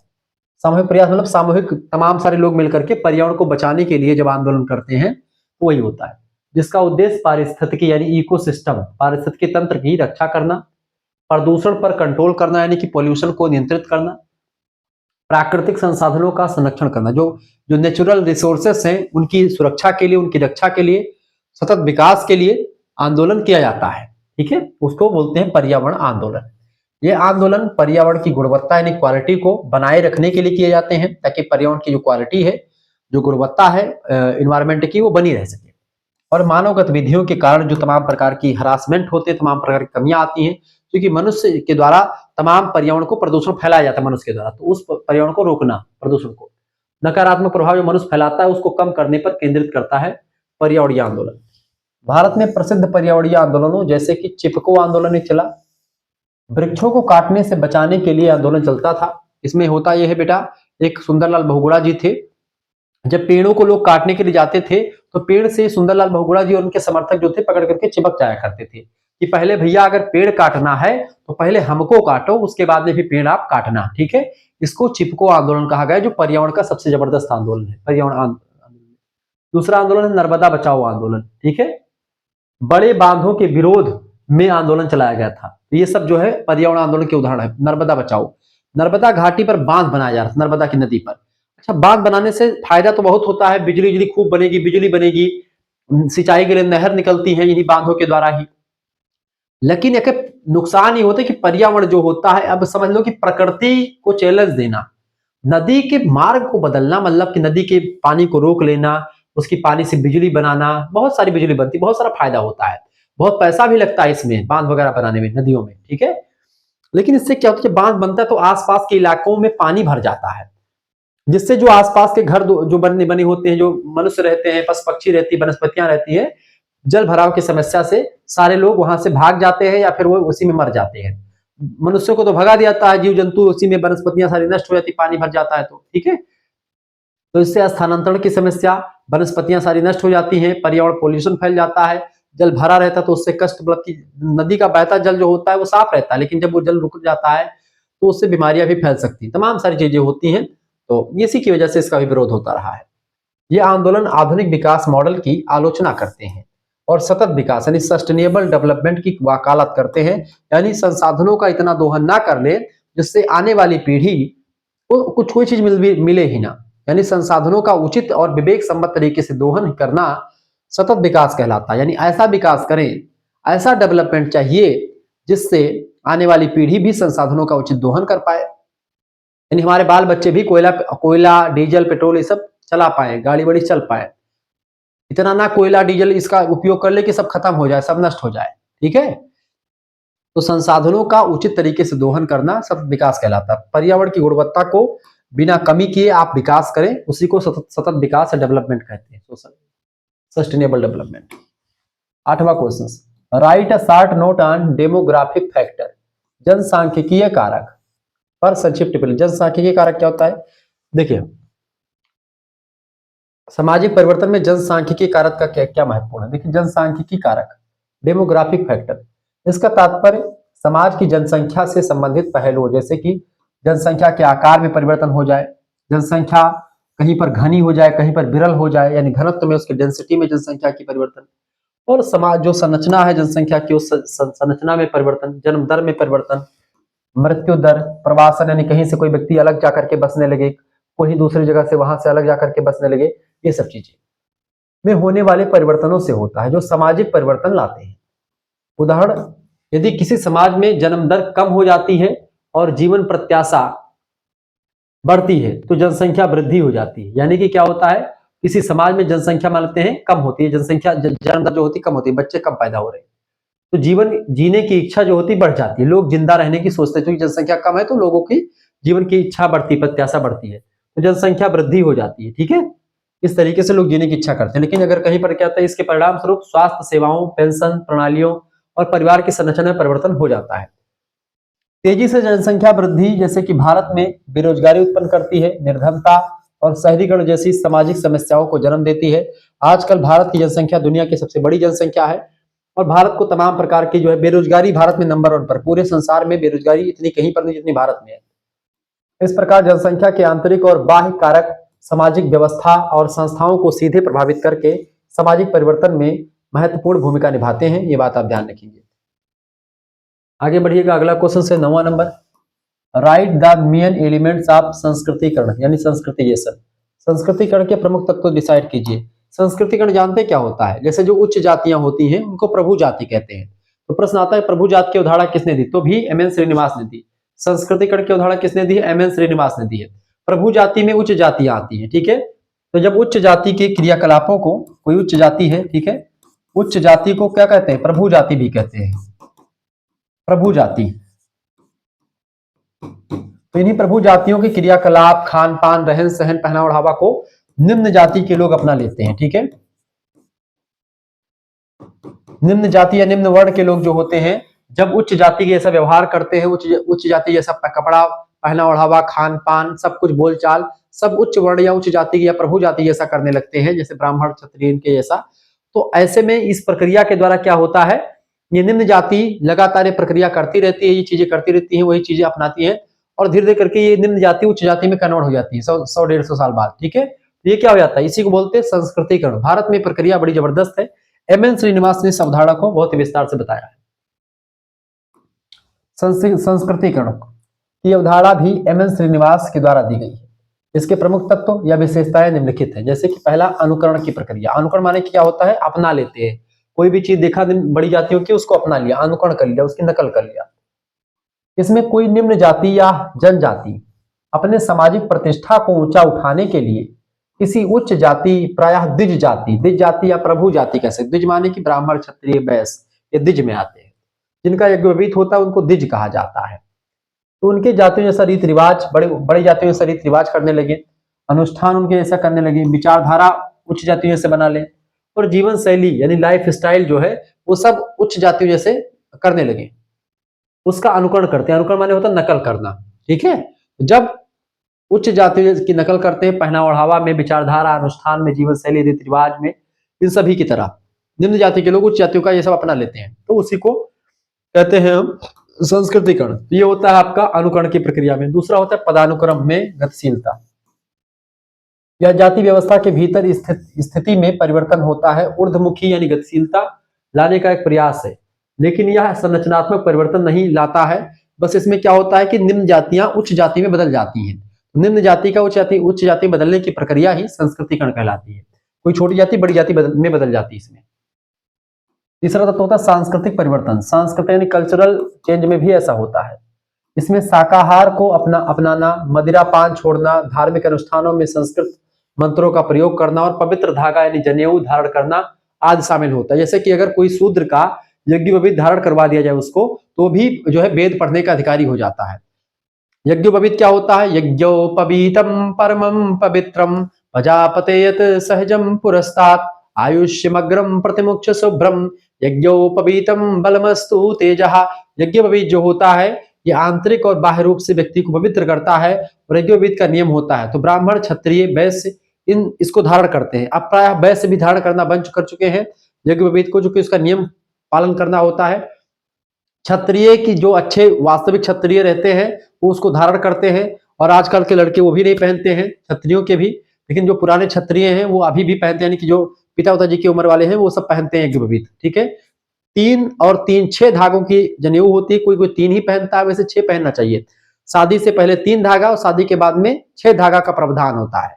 3 आपकी पत्नी का और 3 आपका, चूंकि स्त्रियों को यज्ञोपवीत पहनने का अधिकार नहीं है, ठीक है। स्त्रियां यज्ञोपवीत धारण नहीं करती है, पुरुष ही यज्ञोपवीत पहनते हैं। वो स्त्रियों का जो है संति यानी कि 3 अपनी और 3 अपना, 3 धागा और 3 धागा अपनी वाइफ का। तो 6 धागे की जनेऊ शादी के दिन पहले करवा दी जाती है। इसको बोलते हैं यज्ञोपवीत संस्कार। बिना इसके कोई व्यक्ति विद्या अध्ययन का अधिकारी नहीं होता था। वेद आरंभ संस्कार जो होता है, वेद तभी व्यक्ति कोई स्पर्श कर सकता था, चाहे वो ब्राह्मण, क्षत्रिय, वैश्य, शूद्र हो। जब तक यज्ञोपवीत उसकी नहीं, तब तक वो वेद छूने का अधिकारी नहीं होता था। वैदिक काल की बात है। तो वही सब चीजें, तो वो सब चीजें पहनने का अधिकारी हो जाता है व्यक्ति। तो सांस्कृतिक परिवर्तन ला करके भी ये प्रक्रिया होती है। यह प्रक्रिया भारतीय सामाजिक परिवर्तन की एक महत्वपूर्ण व्याख्या है, जो जातिगत गतिशीलता की आकांक्षा को दर्शाती है कि जाति, छोटी जाति या बड़ी जाति किस तरीके से बदल जाती है। ठीक है, आगे बढ़ते हैं। खंड 12 लघु उत्तरीय प्रश्न। निर्देश है कि किन्हीं 2 प्रश्नों के उत्तर दीजिए। प्रत्येक प्रश्न के उत्तर 10 अंकों के हैं, बात भी ध्यान रखेंगे। 10 प्रश्न का उत्तर मैंने आपको दे दिया। अगला क्वेश्चन आपके स्क्रीन पर आ चुका, फटाफट से आप देखने का प्रयास करें। बहुत ही जबरदस्त लेक्चर आपको मैं दे रहा हूं, ठीक है। वीडियो को शेयर कर दीजिएगा और लाइक भी कर दीजिएगा। प्रश्न आपका, what do you understand by revolution movement? विद्रोह आंदोलन से आप क्या समझते हैं? विद्रोह आंदोलन क्या होता है? विद्रोह आंदोलन हेडिंग डालेंगे, विद्रोह आंदोलन लिखेंगे। विद्रोह आंदोलन एक प्रकार का सामाजिक आंदोलन है, सोशल मूवमेंट है, जिसका मुख्य उद्देश्य यानी जिसका मेन एम जो होता है वो ये होता है कि वर्तमान सत्ता या अधिकार को उखाड़ करके फेंका जाए। जो वर्तमान में सत्ता है, जो शासक है, जो राजा है, उसको यहां से भगा दे, उसको हटा दे गद्दी से, दूसरे व्यक्ति को उस गद्दे पर बैठा दे। उखाड़ फेंकना, ना कि संपूर्ण सामाजिक व्यवस्था को, यानी संपूर्ण सामाजिक व्यवस्था को नहीं फेंकना उखाड़ करके, तो उस व्यवस्था को मौलिक रूप से बदलना, ठीक है। लेकिन जो शासक बैठा है, जो राजा बैठा है, उसको उठा करके फेंकना, सामाजिक व्यवस्था में मूलभूत परिवर्तन करना। यह क्रांति से भिन्न होता है, क्योंकि क्रांति जो होती है उसका लक्ष्य जो होता है कुछ अलग होता है, वो सत्ता, सामाजिक व्यवस्था, राजनीतिक व्यवस्था सब कुछ बदल देती है। लेकिन जो रेवोल्यूशन आंदोलन होता है, उस आंदोलन में यह क्रांति से थोड़ा भिन्न होता है। क्रांति सब बदल देती है, अचानक परिवर्तन होता है, लेकिन जो ये आंदोलन होता है रेवोल्यूशनरी, ये राजा को बदलने के लिए होता है, शासक को घटाने के लिए होता है, ठीक है। लक्ष्य सीमित होता है इसका ध्यान शक्ति के हस्तांतरण पर अधिक होता है। यह वर्तमान सरकार या शासक समूह को बदल करके किसी नए नेता या समूह को सत्ता में लाना होता है। जैसे कि अभी 5 साल के बाद में चुनाव होगा, मोदी जी को अगर आप नहीं पसंद करते तो मोदी जी को आप हटा सकते हैं, राहुल गांधी जी को आप प्रधानमंत्री बना सकते हैं, ये जनता के हाथ में है। यही चीज होता है आपका रेवोल्यूशनरी आंदोलन की, आप मोदी जी से एकदम से परेशान हो गए हैं तो आप राहुल गांधी जी को प्रधानमंत्री के पद पर बना सकते हैं, तो वोट डालने के ऊपर है आपके, ठीक है। बहरहाल, या क्रांति करके आप सत्ता से हटा भी सकते हैं। वैसे भारत में ऐसा कभी हुआ नहीं है, ना होगा। क्रांति की तरह यह समाज की आर्थिक या वैचारिक संरचना को पूरी तरह बदलने का लक्ष्य नहीं रखती है, बस ये केवल शासक को हटाती है और कुछ मूलभूत परिवर्तन करती है जो जरूरी होता है, ठीक है। साधन, विद्रोह प्रायः हिंसक साधनों का प्रयोग करता है और यह अल्पकालिक हो सकता है, यानी कि 10-12 दिन, 1 महीना 2 महीना का हो सकता है, साल 2 साल तक नहीं चलता। उदाहरण के लिए किसी सैन्य तख्तापलट यानी कि मिलिट्री कप या मौजूदा राजा या नेता के खिलाफ स्थानीय स्तर पर होने वाला सशस्त्र विद्रोह, यानी कि अस्त्र शस्त्र के साथ किया जाए, एक विद्रोह आंदोलन का उदाहरण है। यह सामाजिक राजनीतिक असंतोष की अभिव्यक्ति है, जिसका परिणाम अक्सर राजनीतिक अस्थिरता होती है। ये बात राजनीतिक अस्थिरता है तो ऐसे में हो सकता है, जैसे कि 1976 में आप देखते हैं ऐसी चीजें कुछ समस्या बनी थी, तो उसमें जो है इंदिरा गांधी ने सबको संभाले थे, इमरजेंसी लगा दिया था। विद्रोह व्यवस्था को सुधारने या बदलने के बजाय व्यवस्था को के शीर्ष को बदलने पर केंद्रित होता है। व्यवस्था के जो नेता है उनको बदल दिया जाता है, पूरी व्यवस्था को बदलना नहीं होता, पूरी व्यवस्था क्रांति में बदल दी जाती है। अगला प्रश्न है, different between evolution and progress, यानी उद्विकास और प्रगति के मध्य अंतर स्पष्ट कीजिए। देखिए, उद्विकास और प्रगति में कई अंतर है, एवोल्यूशन और प्रगति। उद्विकास क्या होता है बेटा? उद्विकास और प्रगति दोनों ही सामाजिक परिवर्तन के प्रकार हैं, लेकिन इसमें मौलिक अंतर होता है दोनों में, जिन्हें समाजशास्त्र में स्पष्ट करना आवश्यक भी है। क्योंकि विकास एक लंबी प्रक्रिया और धीरे धीरे चलने वाली प्रक्रिया है, और क्रांति जो होती है अचानक से होती है। उद्विकास परिवर्तन की वह प्रक्रिया है जो क्रमिक होती है, एक धीरे धीरे क्रमिक से एक व्यवस्था के तहत निरंतर लगातार होती है, और अनिवार्य रूप से हर एक समाज में उद्विकास होता रहता है, धीरे धीरे होता है। जैसे कि आदि मानव से लेकर के वर्तमान मानव बनने की प्रक्रिया उद्विकास की प्रक्रिया है। उद्विकास प्रक्रिया स्वाभाविक तरीके से होती है, उसमें मनुष्य का कुछ नहीं चलता, वो प्राकृतिक प्रक्रिया है, वो अपने आप चलती रहती है, नेचुरल है। इसकी दिशा जो होती है उद्विकास की कोई निश्चित दिशा नहीं होती, इसे दिशाहीन माना जाता है। यह अक्सर सरल से जटिल समाज यानी सिंपल टू कॉम्प्लेक्स या सजातीय से विजातीय, ठीक है, में बदल जाती है, ठीक है। यानी इसमें क्या, तो पहले सरल समाज, रोटी कपड़ा मकान लोगों की आवश्यकता होती है। आजकल समाज कैसा है, उसमें अगर आपको रोटी कपड़ा मकान मिल गया, फिर उसके बाद में आप मोटरसाइकिल खरीदेंगे, आप एसी लगवाएंगे घर में, आप शादी ब्याह करेंगे, आप उसके बाद में और भी कुछ हुआ तो आप जमीन लिखवाएंगे कहीं पर, तमाम सारी चीजें आप करने लगते हैं। तो ये सब जटिल समाज है। सरल समाज क्या है, आप खाए पिए अपना मस्त पड़े, कोई मतलब नहीं, ठीक है। मूल्य इसका क्या है उद्विकास का? उद्विकास एक मूल्य निरपेक्ष यानी वैल्यू नेचुरल अवधारणा है। इसका अर्थ केवल परिवर्तन होना है, ना कि परिवर्तन अच्छा या बुरा। परिवर्तन कैसा भी हो, परिवर्तन होता ही रहता है, धीरे धीरे करके होता रहता है। इसमें मनुष्य का वो नहीं चलता कि मनुष्य चाहे तो इसको बदल दे, मनुष्य अच्छा कर दे, बुरा कर दे, मनुष्य का इसमें कुछ नहीं चलता। परिवर्तन धीरे धीरे एक क्रमिक होता है और एक लंबी प्रक्रिया होती है, ठीक है, उद्विकास। जबकि क्रांति की बात करें तो क्रांति प्रगति समझते हैं। प्रकृति या एक सहज स्वतः स्फूर्त और प्राकृतिक प्रक्रिया है। सहज प्रक्रिया है, स्वतः स्फूर्त यानी खुद चलने वाली प्रक्रिया है, इस पर मनुष्य का कोई दबाव नहीं होता। प्राकृतिक नेचुरल प्रक्रिया है, नेचुरल प्रोसेस है, जिस पर मानवीय इच्छा का नियंत्रण कम होता है। जैसे कि जैविक उद्विकास जो होता है, मनुष्य का विकास कैसे हुआ, जीवों का विकास कैसे हुआ, ये उद्विकास के द्वारा हुआ। अब प्रगति यानी प्रोग्रेस क्या होता है, प्रोग्रेस समझने का प्रयास करें। देखिए, प्रगति परिवर्तन का वह रूप है जो वांछित लक्ष्य या मूल्य निर्धारित दिशा की ओर ले जाता है, जिससे समाज का कल्याण होता है। इसमें जो परिवर्तन होता है, देखिए उद्विकास में क्या था कि परिवर्तन अच्छा हो या बुरा हो, लेकिन प्रगति में क्या होता है, प्रगति में परिवर्तन अच्छा ही होता है। वो नेचुरल प्रक्रिया थी, प्राकृतिक प्रक्रिया थी, उसमें मनुष्य का जोर नहीं चलता। लेकिन प्रगति में क्या होता है, मनुष्य अपने हिसाब से परिवर्तन को धीमा तेज कर सकता है, परिवर्तन अच्छा ही होगा, इसमें ये बात भी ध्यान है। प्रगति जो होती है अच्छे के लिए करी जाती है, एक उद्देश्य के साथ प्रगति करी जाती है। इसकी दिशा की बात की जाए तो प्रगति हमेशा, अच्छा वो जो उद्विकास था वो दिशाहीन होता है, लेकिन इसमें एक दिशा होती है, एक निश्चित दिशा की ओर होती है। यह उस दिशा में होता है जिससे समाज अपने आदर्शों, जैसे कि अधिक समानता आती है, समाज में स्वतंत्रता अधिक मिलती है लोगों को, इसके रूप में निर्धारित करता है। ठीक है, यानी समाज अच्छे की तरफ बढ़ता है। मूल्य क्या है इसकी, प्रगति का मूल्य, देखिए प्रगति एक मूल्य युक्त यानी वैल्यू लोडेड अवधारणा है। प्रगति का निर्धारण हमेशा सामाजिक मूल्यों और मानदंडों के आधार पर ही किया जाता है। प्रकृति की बात की, प्रकृति क्या है, प्रकृति यह एक इच्छा प्रेरित है, यानी कि मनुष्य के द्वारा इच्छाओं के द्वारा प्रेरित होती है, मोटिवेट होती है, सचेत और मानवीय प्रयासों पर निर्भर प्रक्रिया होती है। इसे प्राप्त करने के लिए समाज योजनाएं बनाता है और संघर्ष करता है और परिवर्तन कर देता है। ठीक है, ये हो गया परिवर्तन, मतलब प्रकृति मतलब प्रगति, और उसमें अंतर मैंने आपको बता दिया। वैसे तो कुछ अंतर और लिख लीजिए संक्षेप में, दोनों के मध्य मुख्य अंतर निम्नलिखित है। पहला, मूल्य आधार, उद्विकास मूल्य निरपेक्ष होता है जबकि प्रगति मूल्य सापेक्ष होती है। प्रगति में मूल्य होता है, अच्छा मूल्य, और उद्विकास में कोई मूल्य नहीं होता। उद्देश्य, उद्विकास केवल परिवर्तन की प्रक्रिया बताता है कि परिवर्तन धीरे धीरे हो रहा है, अच्छा है बुरा है इससे नहीं मतलब, जबकि प्रगति यह बताती है कि परिवर्तन बेहतर कल्याणकारी के लिए हुआ है, अच्छे के लिए हुआ है। ठीक है, चेतना में अंतर भी है इसमें दोनों में। उद्विकास एक अनिवार्य प्रक्रिया है जबकि प्रगति एक ऐच्छिक और सचेत प्रक्रिया, जब चाहे तब प्रगति आप कर सकते हैं इच्छा से और अपने आप से उसको बदल सकते हैं। निष्कर्षता कह सकते हैं कि हर प्रगति एक प्रकार का परिवर्तन या उद्विकास हो सकता है, यानी हर प्रगति जो होती है एक प्रकार का परिवर्तन यानी कि उद्विकास हो सकता है, लेकिन हर उद्विकास को प्रगति नहीं कह सकते, क्योंकि प्रगति जो होती है वो अच्छा ही होती है।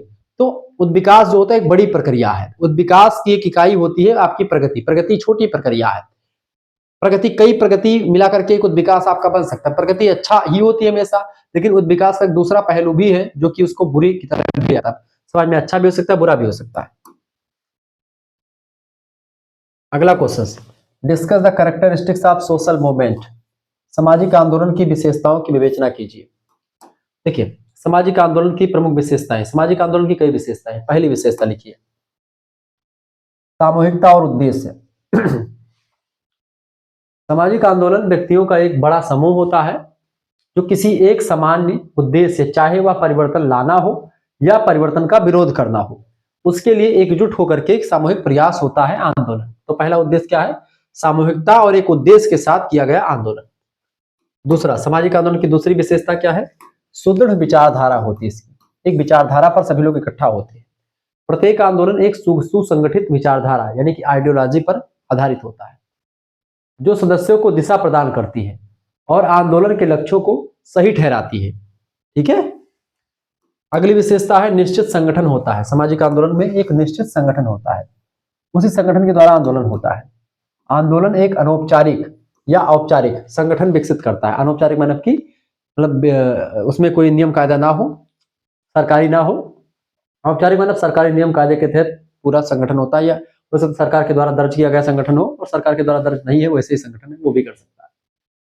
इसमें एक नेता होता है, कार्यकर्ता होते हैं और जो संघर्ष की रणनीति बनाते हैं और संघर्ष की रणनीति बना करके उसको उस रणनीति पर फॉलो होते हैं, आगे बढ़ते हैं। दीर्घकालिक प्रक्रिया, आंदोलन जो होता है सामाजिक आंदोलन एक लंबी प्रक्रिया है, दीर्घकालिक प्रक्रिया, लंबे समय तक चलने वाली प्रक्रिया है। यह एक अल्पकालिक घटना नहीं है बल्कि एक दीर्घकालिक प्रक्रिया है जो धीरे धीरे विकसित होती है और समाज में परिवर्तन लाने में समय लेती है। ठीक है, सामूहिक उत्तेजना, सामाजिक आंदोलन की अगली विशेषता है सामूहिक उत्तेजना, यानी कि आंदोलन सामूहिक रूप से भावात्मक यानी इमोशनल और वैचारिक उत्तेजना पैदा करता है, जिससे लोग अपनी वर्तमान परिस्थितियों के बारे में जागरूक होते हैं और बदलाव के लिए वो मोटिवेट होते हैं, और मोटिवेशन उनको जब मिलती है ऐसे तो वो जाकर के क्या करते हैं, आंदोलन करते हैं, और इस तरीके से समाज में आंदोलन होता है। अगली विशेषता है साधनों का उपयोग। आंदोलन अक्सर गैर संस्थागत साधनों जैसे कि प्रदर्शन के द्वारा होते हैं, हड़तालें होती हैं, जुलूस निकाले जाते हैं, तो इन सभी के द्वारा समाज में आंदोलन किए जाते हैं।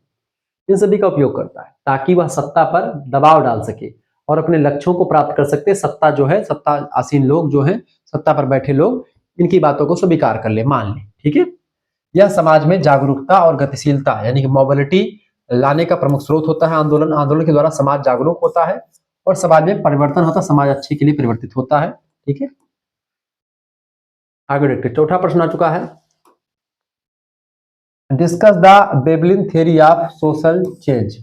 वेबलिन के सामाजिक परिवर्तन के सिद्धांत की विवेचना कीजिए। वेबलिन एक विद्वान है, एक समाजशास्त्री है, ठीक है। थोरस्टीन वेबलिन का सामाजिक परिवर्तन का सिद्धांत उनकी प्रसिद्ध पुस्तक the theory of leisure class. The theory of leisure class एक पुस्तक है जिसको लिखा है वेबलिन ने। इसी पुस्तक में पूरी की पूरी अवधारणा जो सामाजिक परिवर्तन की है उसको उन्होंने बताया है वेबलिन ने, ठीक है। आधारभूत द्वंद्व की बात करते हैं। वेबलिन के अनुसार सामाजिक परिवर्तन औद्योगिक वर्ग यानी कि इंडस्ट्रियल क्लास और ऐश्वर्य वर्ग यानी कि जिसको आप कह सकते हैं पेक्यूनरी या फिर जिसको आप लेजर क्लास कह सकते हो, तो यानी कि इंडस्ट्रियल क्लास और लेजर क्लास के बीच होने वाले द्वंद्व से उत्पन्न होता है, ठीक है। औद्योगिक वर्ग यह वह वर्ग है जो उत्पादक, रचनात्मक और वैज्ञानिक दृष्टिकोण वाला होता है, इसको बोलते हैं औद्योगिक वर्ग। इसके बीच में संघर्ष होता है, जो उत्पादक है, जो चीजों को बनाता है, जो क्रिएटिव है, जो वैज्ञानिक दृष्टिकोण अपनाता है। दूसरा वर्ग होता है ऐश्वर्य वर्ग।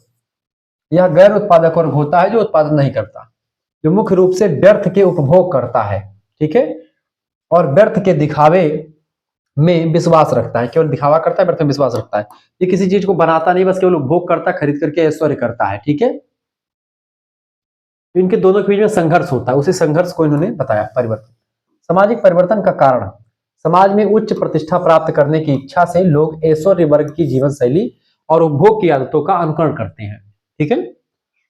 एक मोटरसाइकिल है उससे भी काम हो जाएगा, लेकिन जो है दूसरी 4-5 मोटरसाइकिल खड़ी कर लेंगे, या एक कार चलने के लिए काफी है लेकिन 4-5 कार खड़ी कर लेंगे ताकि ऐश्वर्य बढ़े। 4-5 फॉर्च्यूनर खड़ी हुई है, ऐश्वर्य की बढ़ाने वाली चीजें हैं ये, ठीक है। तो वही चीज है यहाँ पर। तो सामाजिक परिवर्तन का कारण क्या होता है, समाज परिवर्तन कैसे होता है? समाज में लोग उच्च प्रतिष्ठा प्राप्त करने की इच्छा से लोग हमेशा ऐश्वर्य वर्ग की जीवन शैली और उपभोग की आदतों का अनुकरण करते हैं, उसको अपनाने का काम करते हैं। भाई फलाने 4 फॉर्च्यूनर से चले तो हम भी 4 फॉर्च्यूनर खरीदे, इसे ऐश्वर्य अनुकरण कहते हैं। यह अनुकरण ही फैशन, उपभोग और अंततः सामाजिक संस्थाओं में परिवर्तन को जन्म देता है। लोग ऐसे से आगे बढ़ते जाते हैं, उपभोग करते, कोई एसी लगा रहा है तो एसी भी लगवा लिया, फिर एसी के बाद में और आगे तक बढ़ते हैं, पैसा आता रहता है और चीजों को बढ़ाते रहते हैं, तो परिवर्तन होता रहता है। मार्क वेबलिन कहते हैं कि केवल आर्थिक आवश्यकताएं ही नहीं बल्कि प्रतिष्ठा की वजह से भी परिवर्तन लोग करते हैं और दिखावा भी करने के लिए। मनोवैज्ञानिक आवश्यकताएं भी सामाजिक परिवर्तन को प्रेरित करती है, दिखावा करने के लिए। उनके सिद्धांत ने आर्थिक कारकों के अतिरिक्त सामाजिक मनोवैज्ञानिक कारकों पर भी प्रकाश डाला, जो उपभोगवादी समाजों में परिवर्तन को समझने में महत्वपूर्ण भूमिका निभाते हैं। इस तरीके से आपने इन चीजों को समझा। तो 14 क्वेश्चन आपके हो चुके हैं, 4 क्वेश्चन दीर्घ उत्तरीय के और आपके बचे हुए हैं। आइए एक आध क्वेश्चन को जहां तक हो सकता है मैं चर्चा करता हूं, ठीक है। वीडियो को शेयर कर दीजिएगा, लाइक कर दीजिएगा।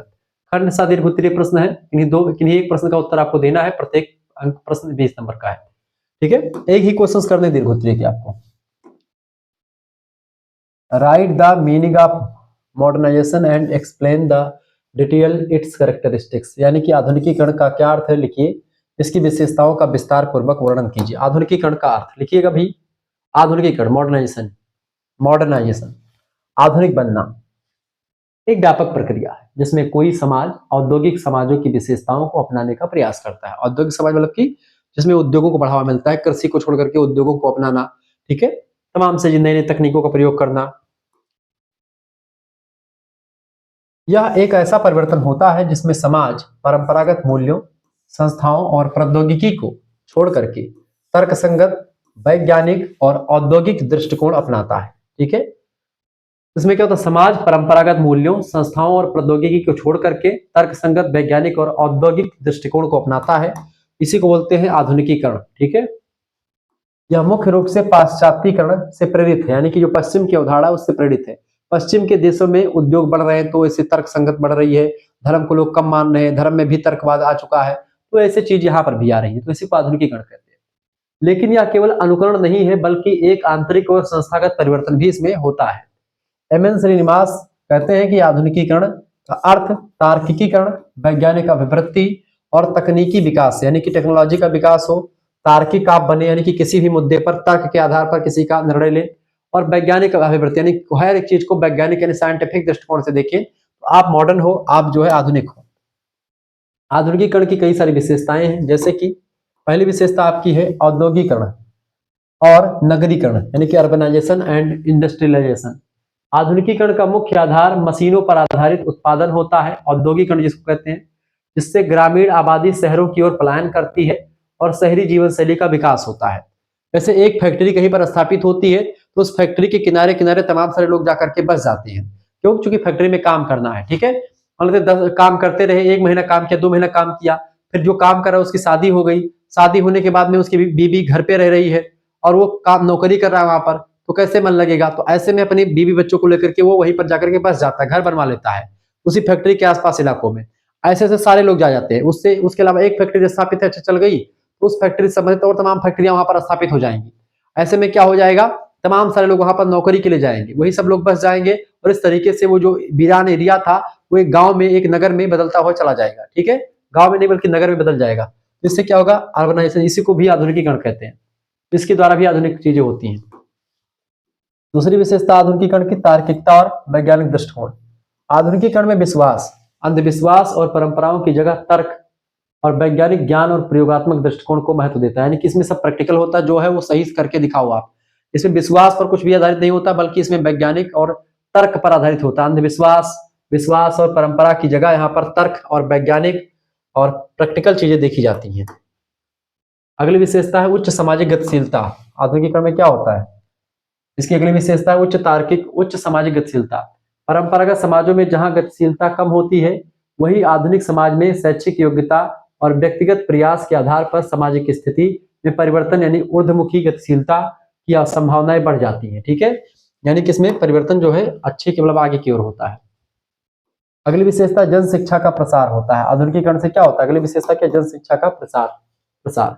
आधुनिक समाज में शिक्षा को आर्थिक विकास और सामाजिक प्रगति की कुंजी माना जाता है, इसलिए व्यापक और औपचारिक शिक्षा प्रणाली का विकास होता है। ठीक है, अगली विशेषता है इसकी धर्मनिरपेक्षीकरण। आधुनिकीकरण की विशेषता अगली क्या है, धर्मनिरपेक्षीकरण, सेकुलराइजेशन, यानी समाज के विभिन्न क्षेत्रों जैसे राजनीति, अर्थव्यवस्था, इन सभी में धर्म का प्रभाव पहले जो ज्यादा था वो प्रभाव कम होता है आधुनिकीकरण के आने से।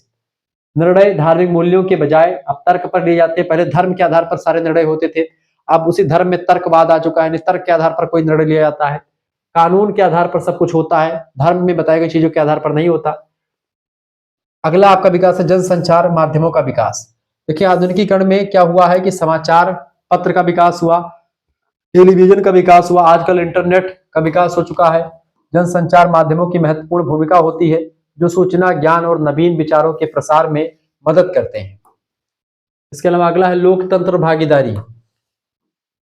राजनीतिक स्तर पर राजतंत्र या तानाशाही की जगह लोकतांत्रिक मूल्यों, व्यक्तिगत अधिकारों और जन भागीदारी को महत्व दिया जाता है, ये बात ध्यान रखेंगे।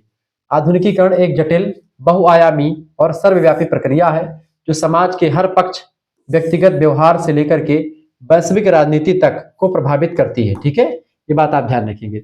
इस तरीके से आधुनिकीकरण की प्रक्रिया आपने समझी। ठीक है, अब आगे बढ़ते हुए प्रश्नों को जानने का प्रयास करते हैं। देखिए समय मेरे पास बिल्कुल भी नहीं है, आप सभी लोग जो है प्लीज आगे वीडियो देखते रहिएगा। अब आगे हम बढ़ेंगे। देखिए महिला आंदोलन, चलिए समझ लेते तीव्र गति से। What do understand by women's movement, यानी कि महिला आंदोलन से आप क्या समझते हैं? भारत ने महिला आंदोलन पर एक निबंध लिखिए। महिला आंदोलन प्रश्न परीक्षा में खूब आता है।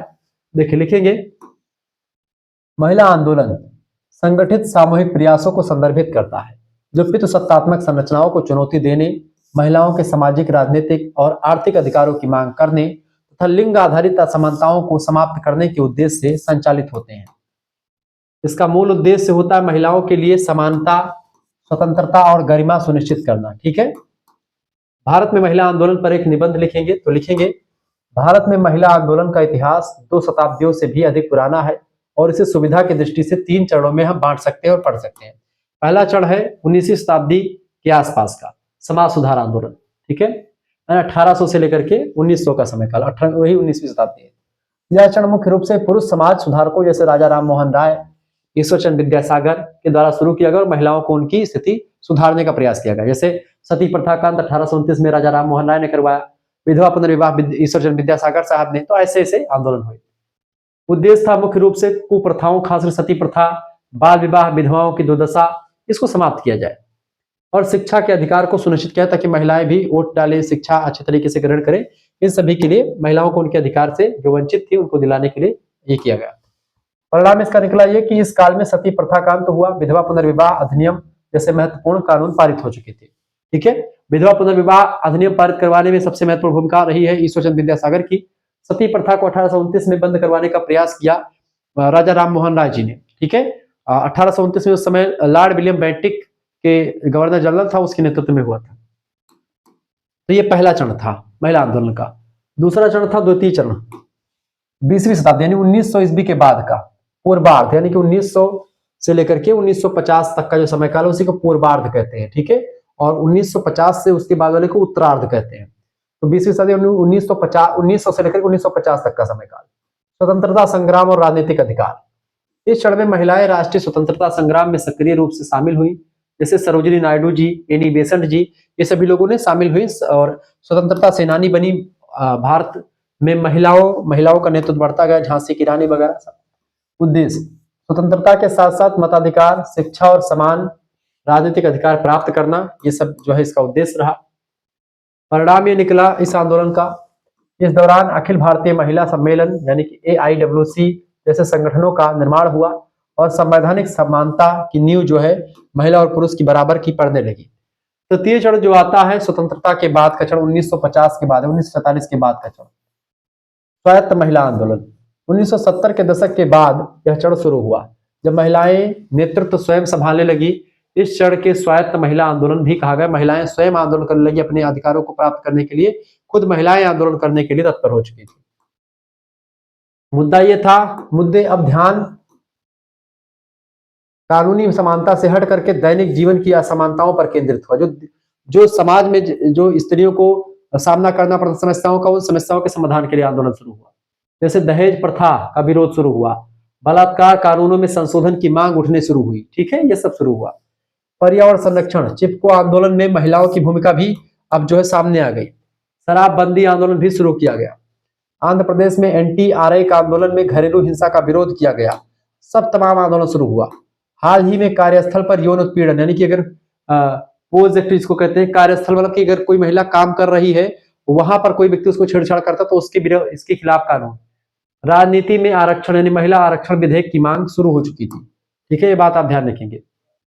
वर्तमान स्थिति, आज का आंदोलन अंतर विभागीयता पर केंद्रित है जो जाति, वर्ग और लिंग के आधार पर होने वाले शोषण को संबोधित करता है, जिससे चिपको आंदोलन दृष्टिकोण अधिक व्यापक और समावेशी बन गया था। ये बात आप ध्यान रखेंगे। इस तरीके से आपने चीजों को बहुत अच्छे तरीके से समझा। बाकी चीजें आपको मिलती रहेगी, सारे PDF आपको मिल जाएंगे। ठीक है, ये सब सारे PDF आपको मिल जाएंगे, बात आप ध्यान रखेंगे। 2 क्वेश्चन और आपके बच रहे हैं, बड़ा समय मेरे पास उतना ज्यादा नहीं है। आपको अगर जुड़ना है सभी PDF को प्राप्त करने हैं। 9161 वाला नंबर अब नहीं चलता है।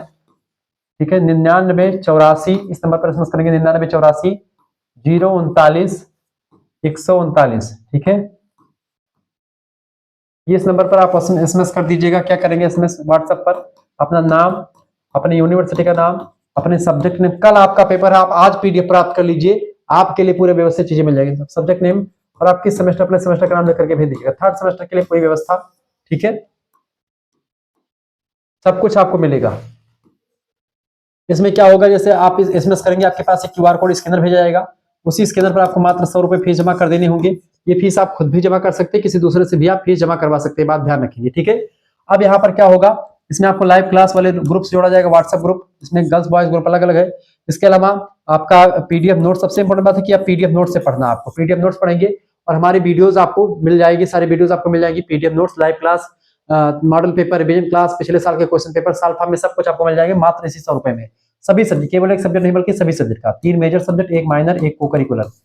को करिकुलर के कई सारे प्रैक्टिस सेट आपको मिल जाएंगे। ऑब्जेक्टिव होता है पेपर तो उसके ऑब्जेक्टिव टाइप के प्रैक्टिस सेट विद आंसर और सब कुछ आपको मिल जाएंगे। ठीक है, इसमें जो बच्चा चाहता है कि 3rd सेमेस्टर और 4th सेमेस्टर एक साथ हम जोड़े, ठीक है, तो उसके लिए 200 रुपए फीस वैसे तो होनी चाहिए, लेकिन अभी के लिए उसकी 200 फीस नहीं होगी। अगर जो बच्चा अभी जुड़ता है उसकी फीस कितनी रख दी गई, मात्र और मात्र 150 रुपए, यानी कि 150 रुपए फीस में 3rd सेमेस्टर का पूरा आपके पेपर तक पढ़ाया जाएगा और 4th सेमेस्टर की क्लास आपकी शुरुआत से चैप्टर 1 से 2, 3, 4 इस तरीके से चलती रहेगी क्लास। 150 रुपए में आपका 4th सेमेस्टर की पूरी 6 महीने की क्लास भी इंक्लूड रहेगी और साथ ही साथ में 3rd सेमेस्टर का पूरी की पूरी नोट्स वगैरह सब कुछ आपको मिल जाएगी। पूरी क्लास की लिंक, जो वीडियोस है उनकी लिंक मिल जाएगी, पीडीएफ नोट्स, रिवीजन क्लास, पिछले साल का क्वेश्चन पेपर, सब कुछ आपको मिल जाएगा मात्र 100 रुपए फीस में, 150 में। ठीक है, 150 में दोनों सेमेस्टर का और 100 रुपए में केवल एक सेमेस्टर का। ठीक है, ध्यान रखेंगे।